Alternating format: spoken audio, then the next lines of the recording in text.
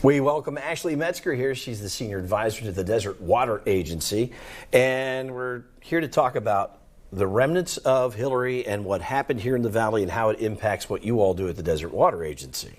That's right. So everyone's kind of in cleanup mode right now, ourselves included, over at Desert Water, because we saw a year's worth of rain virtually in a one-day period. So yards, saw a lot of water. Hopefully everyone had their irrigation off and they weren't blasting those sprinklers while that rain was coming down. But it wasn't all good things for the yard. All that water led to a lot of gravel and DG and sand all over the sidewalks and in the road. I even saw piles of rocks from some landscapes in the road because the flows were so powerful. It made a real mess, but there are some positives, including, now talk about where all of that water goes. We've been seeing this enormous flow of water and it's working its way down toward the Salton Sea, but it also is going to help recharge the aquifer.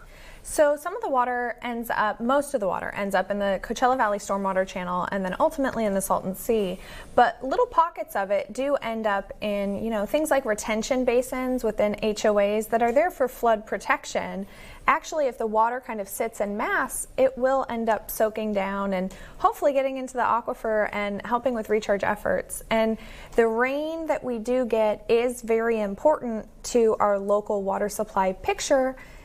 It's a smaller piece of the pie, but it's still important nonetheless. I will say this has been a really good year. We had a lot of really steady, slow rain early in the year and a lot of snow on the local mountains that melted really nicely and slowly. So those things were probably more impactful than what you saw with Hilary, which was really flashy and moved through really quick. Yeah, unfortunately, when we get rain that moves in so quickly and moves out so quickly, it doesn't have time to soak in. But we've had a good water year so far, and we've just about more than doubled the amount of rainfall over the course of Hilary. In fact, our first alert weather team meteorologist Spencer Blum just showed me the drought monitor, and there's virtually no areas of drought remaining in the state. It's really a big improvement.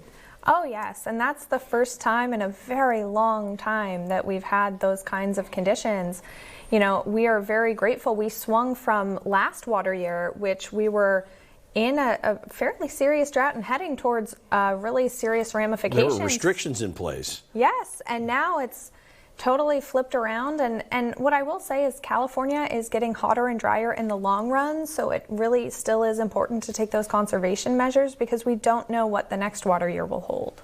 Well, we appreciate you coming in. We know that the hurricane and tropical storm rains created a lot of problems for all the folks, but including the water agencies as well. So thanks for checking in with us. Thank you. All right, we will be right back after the break. We've got headlines and an update of your first alert forecast straight ahead on News Channel 3.